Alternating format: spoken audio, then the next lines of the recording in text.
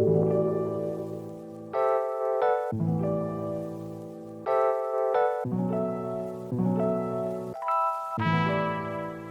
name is Richard LeDuc, and I'm the VP of Sales here at Helpside. I've been here for 3 years. I came from MarketStar, actually, a sales outsourcing company up in northern Utah. I love the outsourcing model for what it's worth. I think companies should focus on the things that they do best, and then the things that they aren't their real bread and butter, they should have somebody else do. I'm a big fan of that. So the core job function is to deliver the most profitable revenue in the most efficient way possible. We have there's 15 people on my team that are direct reports into me, and then we have a BDR team that's part of that. That's another 6. We have 13 sales reps in Idaho, Utah, Wyoming, and then we have a broker program that Greg Williams manages that. So I was minding my own business. I was whistling a tune as I was just walking along, minding my own business. And I had a recruiter reach out to me as they were looking for a VP of sales role. And so I came in and interviewed. I interviewed with Jake and with Rick, and I really fell in love with the company and the people. It was awesome. They had me meet with their entire leadership team. I think that so I've been here 3 years. I think the next shortest time to me is 83 years. Everyone has been here forever, and it's a great leadership team, great continuity, just wonderful people. And they have a really differentiated model in the market that I really liked. In sales, you're always looking for what's the greatest opportunity to win, right? What's the delta in value that will help me as a salesperson to close the deal? Their value prop was awesome. People were great, and it was a no-brainer. And so I was more than happy to jump in, which is why they didn't actually offer me the position. They offered it to somebody else. They were actually out of Atlanta, which is the LA of the East. And so I didn't get it.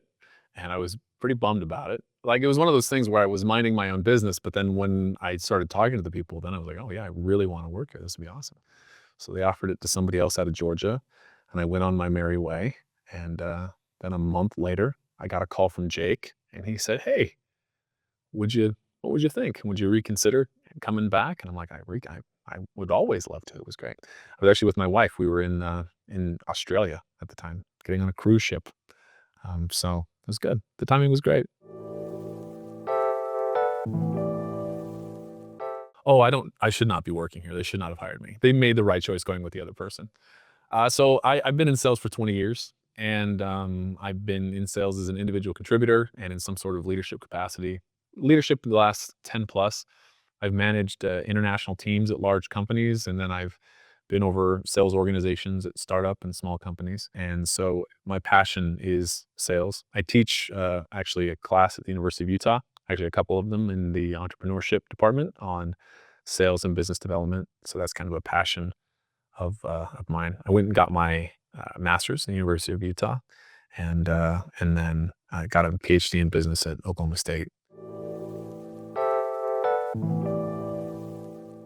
One of the things that I talk about in my class that I teach is we talk about culture actually quite a bit, because culture impacts sales dramatically, right?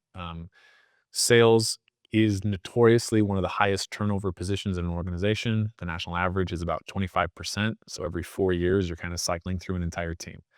And I was first impressed with some of the tenure of some of the salespeople that have been here for a pretty long time, which was unique.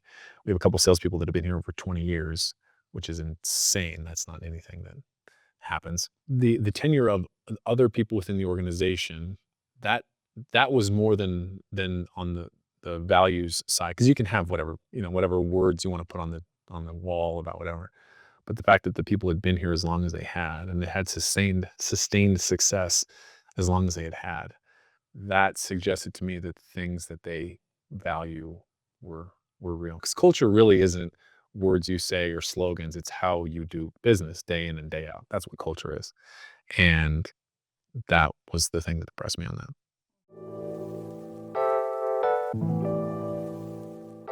Yeah, actually, there when I was in for the interview for the position I didn't get, and I was sitting in the lobby, I looked up and I'm like, "I know that company, I know that company, I know that company, I know that company."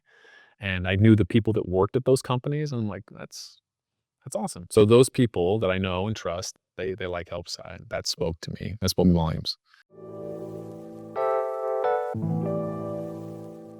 It's the exact reasons that I wanted to come here in the first place. The people are awesome. The people in each of the different departments are awesome. So sales touches every department. And by touches, I mean we aggravate every department. And we say things and we do things and we put people in bad spots. And sales can be, sales can be tough on internal organizations. And this is the most sales friendly company I've ever worked for. And by sales friendly, what I mean is that they do everything that they can to accommodate both the prospect in the sales stage and then the client once they sign the contract. It is very a very hands-on service-oriented organization to our clients, and that makes it easy to sell, by the way. So our really busy season is the fourth quarter of the year. Um, One of the things that there's a lot of reasons why a small business should want to use a PEO. The biggest reason is that you should outsource all the stuff that isn't revenue generating or isn't part of your company, like the HR stuff, the payroll stuff, the benefit admin stuff, all that. We have tripled the size of our sales team in the last 6 months, which is a lot of fun. And sales, we've been in the process of developing that for a year. And uh, we tripled our fourth quarter um, booked business compared to any other year. Last year was a historic year and we tripled it. And the burden put upon the different departments to make that happen was significant. The sales team had been planning on it for some time. And the other departments knew that the tsunami was coming, but we didn't expect it to be what it was. And everybody just crushed it. Like what they did, there isn't one specific thing. That's just in general that like it was triple what it had ever been, and they knocked it out of the park. There is a sense of pitch in and get it done no matter what here, and that's not a very specific example, but it's a universal one across every department. That was great. Um, we have, if I can say something nice about accounting, usually they're not, people say, "Oh, can I talk about accounting?" We've got a couple of people in accounting because we try to have kind of standard offerings, right? But every small business operates completely differently. They're all unique. They all do things differently, right? They're in different industries. They service different clients. They have different employees. Like it's just all very, very, very different. Um, Consequently, it becomes difficult uh, to try and create just a simple in the box, here's the solution. And so I just had a meeting with accounting just today where we have a client that had a specific set of needs on some accounting download functionality that isn't the standard for what it is that we do. Rather than say, yeah, we can't do that, which we kind of can't do that specific thing. The response was, all right, I'm going to get to the bottom and see what we can do because I bet other people will also need this. And so let's figure it out. We can't always do everything that everybody wants all the time, but we're sure going to try. And I think that that's actually one of the things that's so valuable is so I think I love the PEO model generally. I think it's awesome. I think small business should do it. I think most businesses should do it. I think it's great. That's like ADP is an example. So ADP is a great company. Trinet's a great company. All these PEOs, they're great. They do a really great job for their clients. But the customer service is a little bit more, you call a number and you talk to a person and then they help you and they do great. The difference with Helpside though is that when you call and you talk to Brent or you talk to Catherine or you talk to Nate or you talk to your person and they're always your person. And so what happens then is that it's not I have a certain responsibility to achieve certain objectives and to provide service to clients. While that obviously is the case, I know them and I want to solve their problem. And if I can't solve their problem, they know me and they know that I'm trying to do everything I can because I've been working with them for 4, 5, 6 years. and I'm actually talking to a person. That's one of the things I think that's one of the bigger differentiators for Helpside is that we try to straddle the line between technology and service, but on the service side, it's not just a generic. You have your payroll person, you have your HR person, and that they're there to solve your problems. And the relationships that they have over time are part of the reason why our average clients stay with us for 9 years or whatever it is. So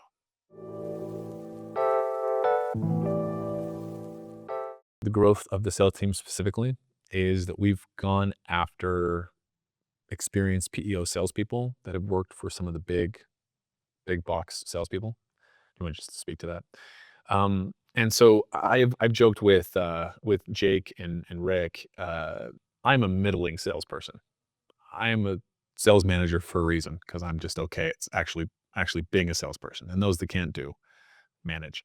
So essentially, which my entire team would agree. What value do you bring? Not much. But so ultimately, though, when we're going after talent, historically we've gone after just salespeople, right? Just salespeople generally.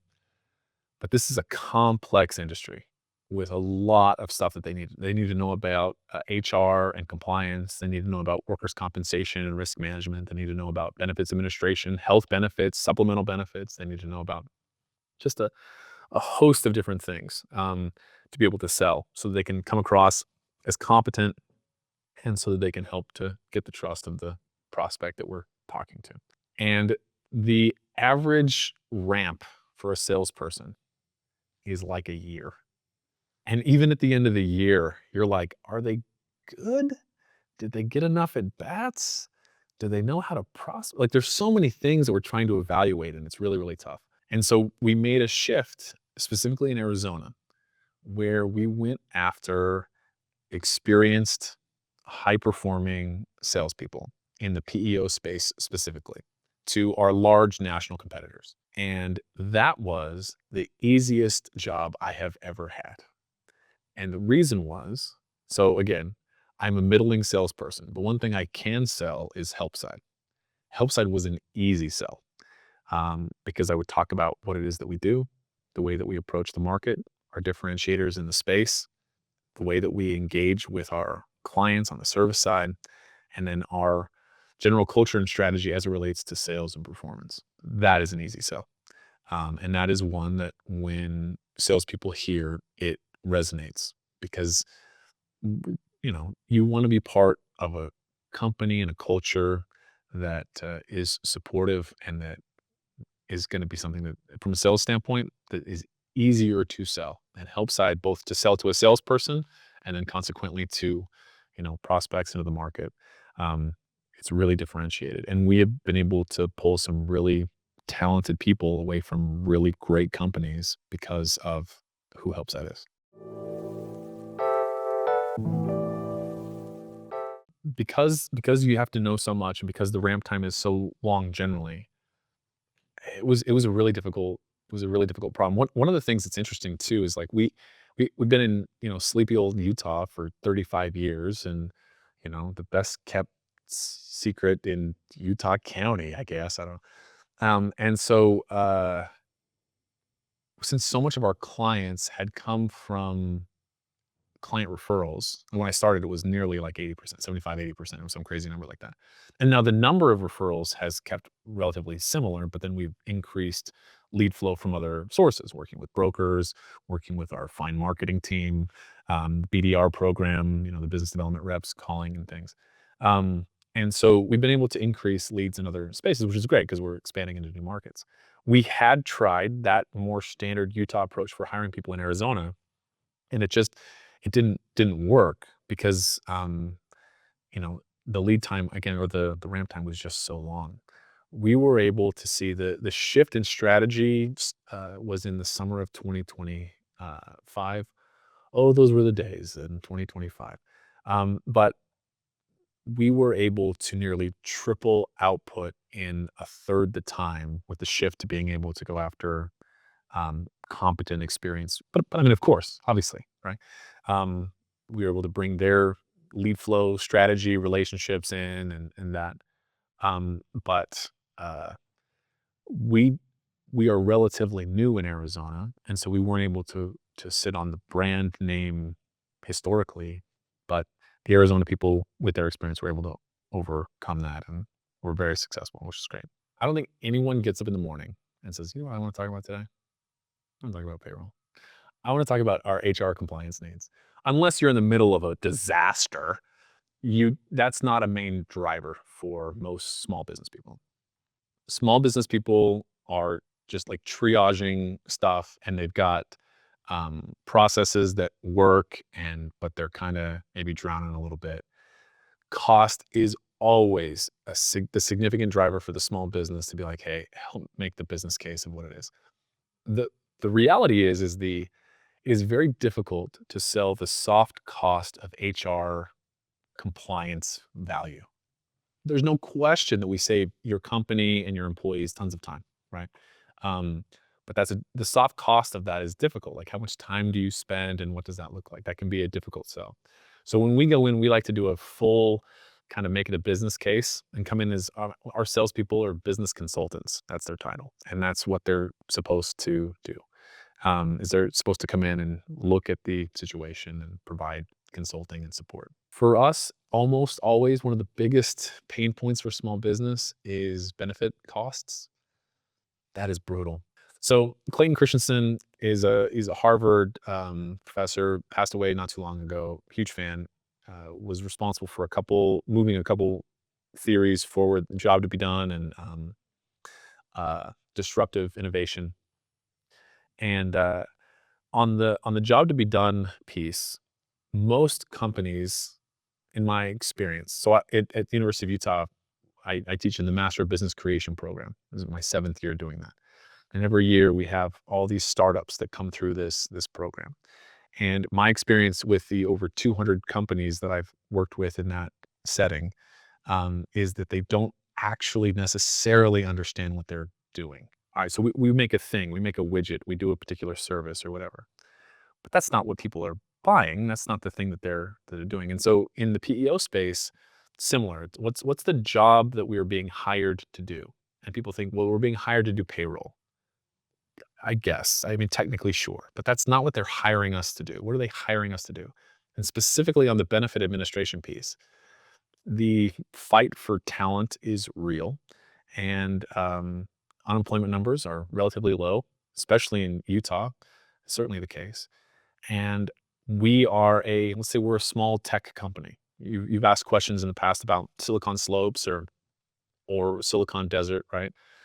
Those people are fighting for talent with like Google and Adobe and and the Apple, like really monster companies that pay really well, or even smaller companies that no one's heard of that are hugely financially supported by venture capital or private equity or whatever.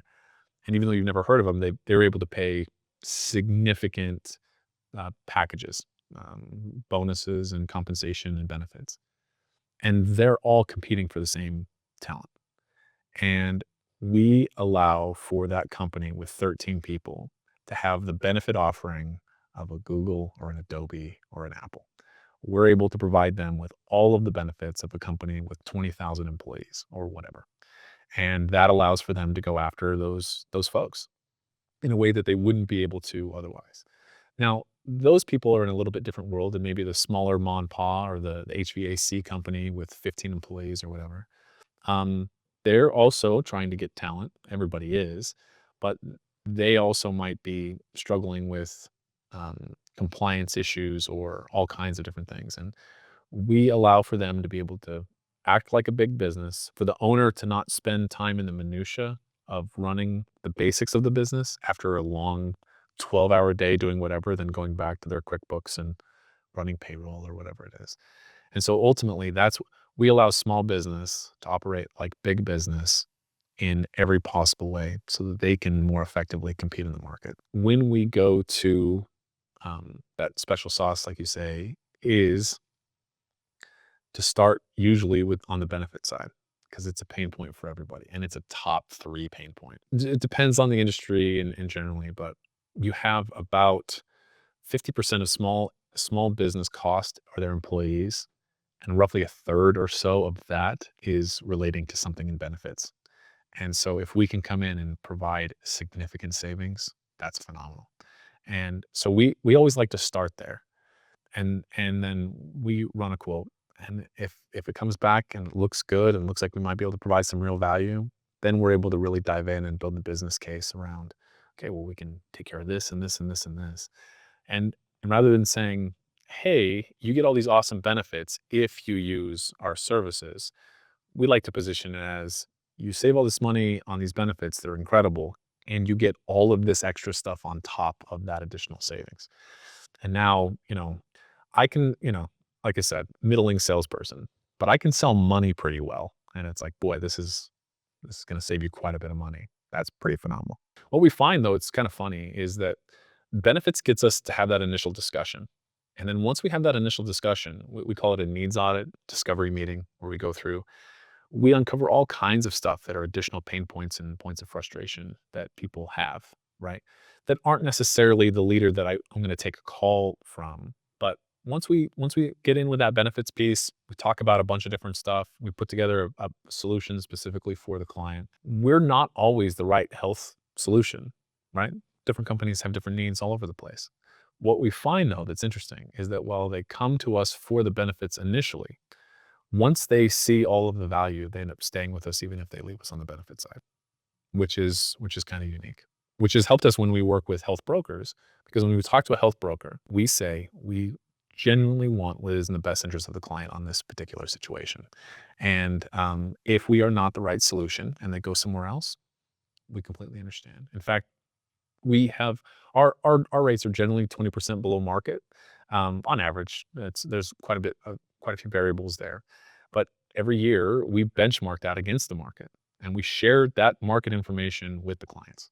Because again, we're not trying to keep them, which is why we don't have long-term contracts. Everything's month to month, and they just need to give us 30 days notice, and then we'll send them on their way, help them with everything they need to do on the transition. On the ideal customer profile, um, we are fairly agnostic to the industry. There are some industries where we do more things with. Tech is one. Um, the A lot in the blue collar space for sure. While we are agnostic, tech space is good. HVAC companies are good. The classification of kind of artisan contractors, which an artisan contractor wouldn't call themselves an artisan contractor. That's how you know they're an artisan contractor, actually.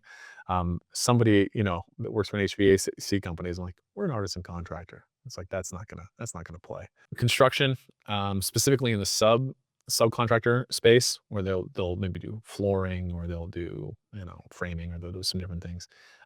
We really play well in a lot of those different areas. In the white collar space, we do well in professionals. So dentists, doctors, law firms, engineering, architecture, we absolutely kill it there. The reason is the way that benefits, specifically health benefits, are structured in the United States for small business is that if you have 50 or more employees, you're federally required to offer some type of benefit to your employees. And if you have less than 50 employees, you are not required to offer that. However, to be competitive in the market, like as we talked about specifically in the tech space, you have to offer something to get talent. People have an expectation that that's what you're going to be able to do.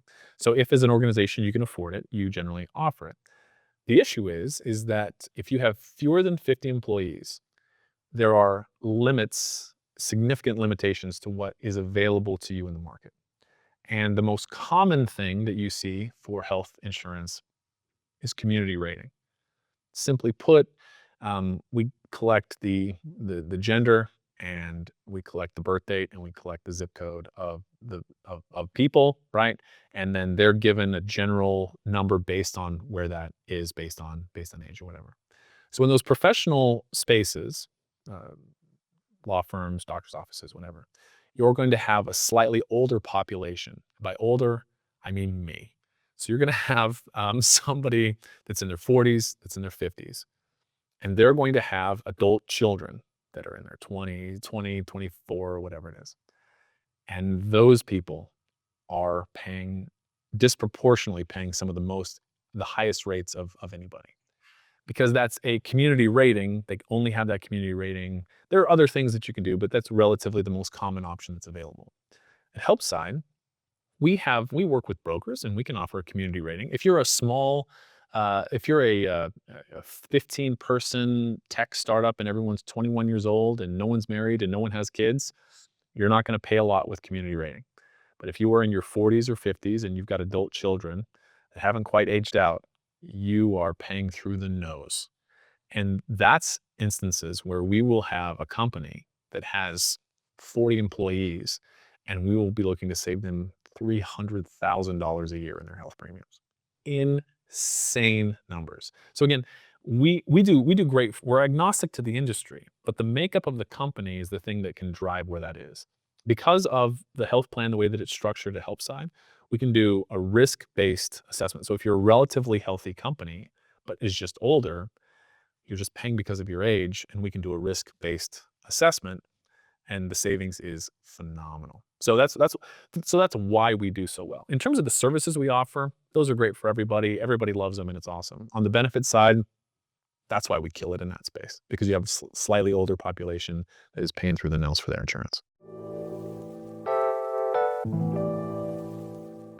Well, we've been around for 35 years. Silicon Slopes, I'm not sure exactly how long it's officially been Silicon Slopes, but the tech space in Lehigh and all over Utah, we are a great partner in that space, whether it be software development for sure, but beyond that, the biotech space, specifically out of the University of Utah, we do quite a bit with companies that are in and around there. And while we're expanding into Arizona, it would be the same. All right, we've got quite the diverse landscape, quite the diverse population, quite the diverse industry type, even just within the technology space, right? Between Silicon Desert, Silicon Slopes, and the different things that are going on.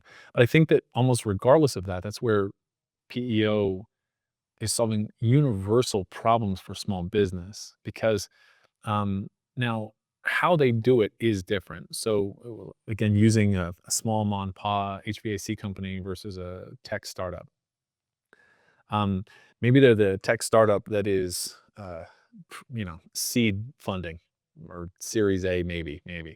Um, I mean, they have the same issues where they've got a lot of things that they need to do from a compliance standpoint to do the job, and they have no time to do any of it. Also, you have in the tech space, especially, I mean, the Simon Sinek's of the world, who I'm a big fan of this idea of culture and the importance of that. They're dreamers. They're starting a company to change the world, but it's not just the product or service, it's the way that they're doing it. They care about their employees. They wanna create this experience for their employees that's great. They talk about, wanting to change the world and all these other things, which is just awesome. And then they're bogged down in HR compliance and payroll. I mean, that's just it's tough to be able to do it. In fact, one of the things that's interesting, it's a concern that a lot of people have. So let's say that you have usually, depending on the size of the company, let's specifically talk about like a company with fewer than 20 employees. Because once you get over a certain number, things might change a little bit. You're gonna have more dedicated resources to HR issues and things. You might have an office manager or something that's responsible for it. And there's a concern that that we're gonna, outsourcing, we're gonna take their job. But what we find is that we take the boring parts of their job, but they're still ultimately, now managing essentially a team of help side to do that stuff. It allows them to focus on the stuff that they actually care about anyway, which are the big cultural things within the organization that really help to attract and retain talent. So um, uh, the problems, regardless of industry and regardless of location, are fairly universal, and that's why our solution works so well, like regardless.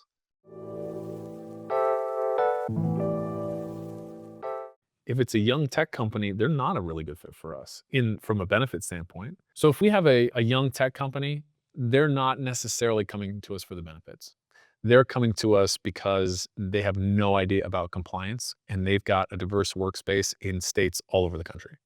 And so they're not just pulling people from Idaho, Utah, whatever. They're pulling people from all over the country, potentially all over the world, but they're pulling people from all over the country and they don't know. All right, so I just hired somebody out of California. I know that California has a lot more compliance issues than West Virginia does, but I don't necessarily know whatever. So, um, anyway, so their need is different because there is a compliance issue. In fact, we had a company that they had 11 employees in 9 states.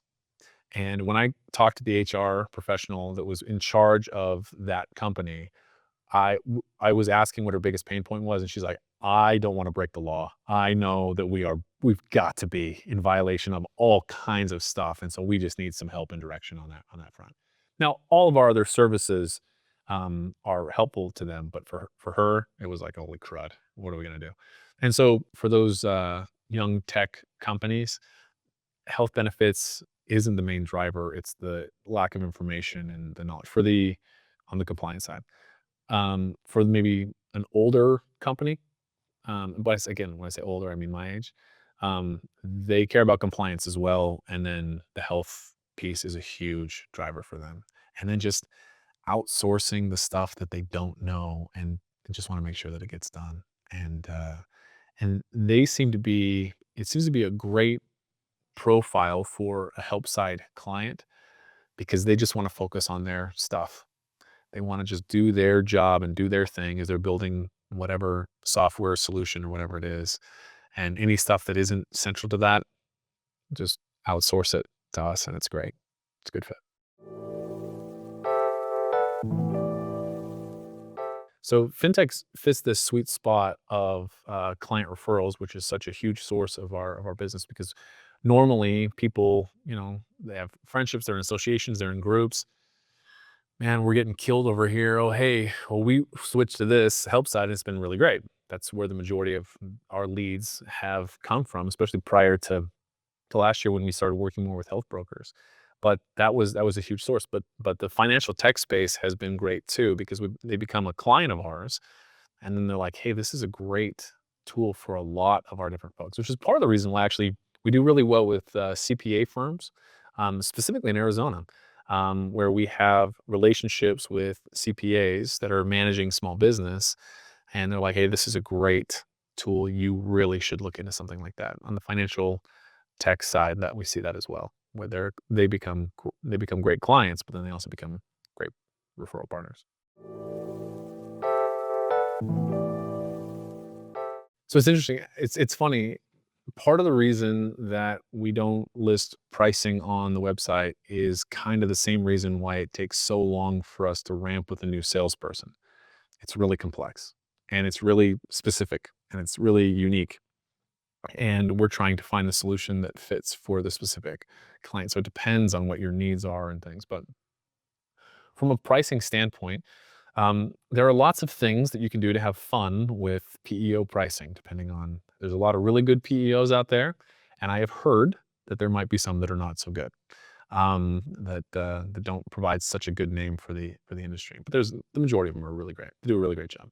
The majority of our competitors here in Utah, Arizona, wherever, they're great. They do great work. For us, though, we like for you to pay for what you receive and for you to see what you're paying for. There are all kinds of pricing tricks that can be done, but ours are fairly straight. You have the administrative cost, and that's the cost, and that's the cost per employee, and that's the cost per employee per month. And so now, if you run, essentially 2 paychecks in a month, so you take that number and you divide it by two, and that's essentially what you're paying per pay period. As part of that, you have kind of what the premiums are for workers' compensation, which is also, again, very straightforward and part of that. And then you also have, as part of that, what the premiums are on the health side, and it's all pretty straightforward and you see what you're getting and you're paying for stuff. There's some additional setup costs and we have some one-off things that we can do for certain clients, but it's always pretty straightforward.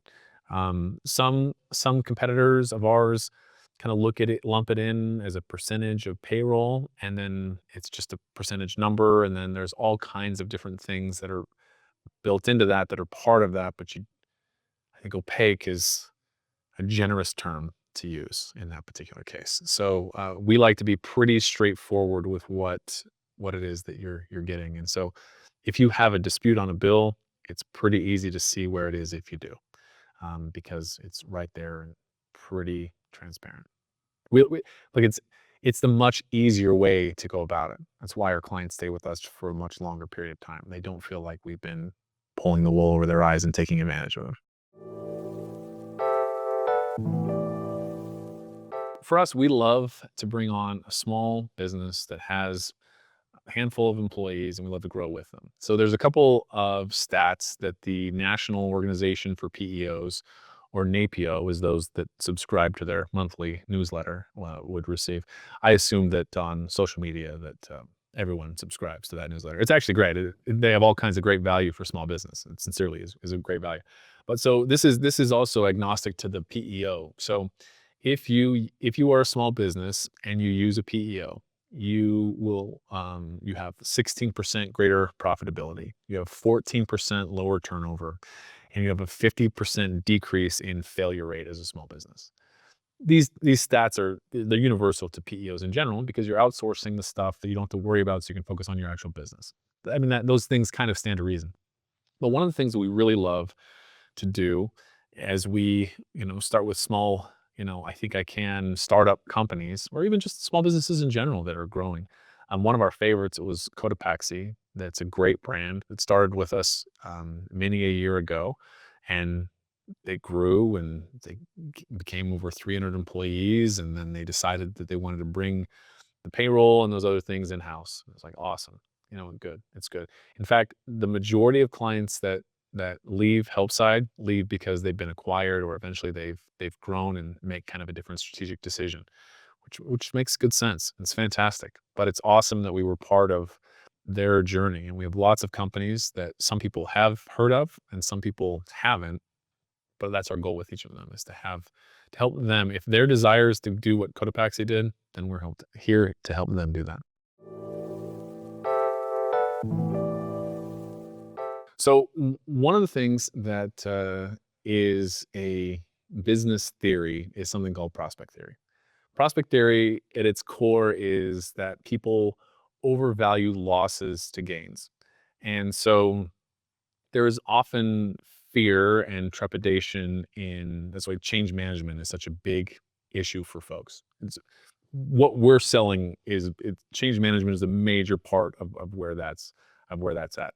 And any classic change management piece, you have to, all right, here's the things that are going to remain the same. Here are the things that are going to improve dramatically. And then here are a couple of trade-offs that we have to make. And then you need quick wins so that they say, oh, we're going on the right track. Going back to on the prospect theory piece, though, people overvalue losses to wins, which is why a internal process that's a huge pain in the butt is it's easier to keep our biggest competitor is status quo. That's our biggest competitor by a lot, actually, because all right, this works. I know it works. We can just keep doing this and whatever it is. And because that's the case, the easiest place to start, one of the challenges, especially when you get into risk management and some other things, like, hey, we need to collect a bunch of information to be able to start kind of putting a quote together for you. And so now think about it from the prospects side. Okay, so you want me to go and do a bunch of work for you to collect a bunch of information so that you can come back and tell me a bunch of things that I might not want to do. I'm busy. And in fact, the only reason I'm talking to you is because I'm so busy that I actually am desperate for some solution. So one of the places we always like to start is what's the simplest, easiest thing that the client can give to us or the prospect can give to us, where we can show the greatest value up front. And if we can show that, hey, there's this, pot of gold at the end of talking to me, because why would you talk to me otherwise? Even my own family, I have to pay to talk to me. But so you have that situation, then it's like, okay, it changes the tenor of the discussion. So if I say, okay, I just need a health census. You likely, if you offer benefits to your employees, you already have one. You already have one. You had to get one for the broker or whatever. You send that to us. Let us run that. Let us run the health. We can come back to you, and now we can have a discussion. And then what happens though is that if you have that significant savings on that health side, it's like, okay, Now I'm willing to have the discussion and to go get these other things to put something together because I see the value. So that's the reality of the circumstance. If I come in and I need all this stuff to even be able to even have a discussion with you, you're just not likely to do it. But can you give me that?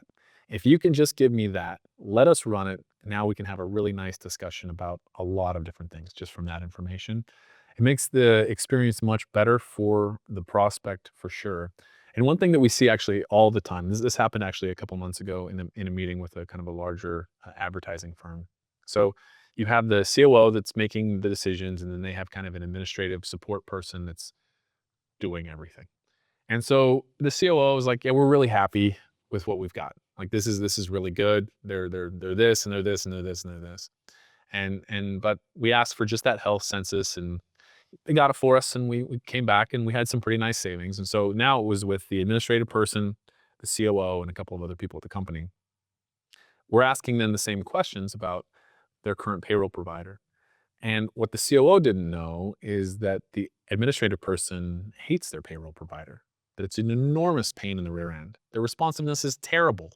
And the COO never knew it because, the admin person is just trying to get the job done and not be a squeaky wheel. And so they're actually pretty frustrated and pretty miserable, but they're not going to complain about it. But the COO wants for the administrative person to have a better experience. And so they want them to be able to enjoy what it is they're doing and not be super frustrated. It was awesome. So just by that little bit of information, it allowed for us to have a larger meeting where then we were able to flesh out a lot of the other stuff that was larger issues that the COO didn't know existed and that the other person was just kind of grinning and bearing it on. And so if we can just get that piece, that one piece, that is the easiest way for us to start the conversation on real savings and value to the organization.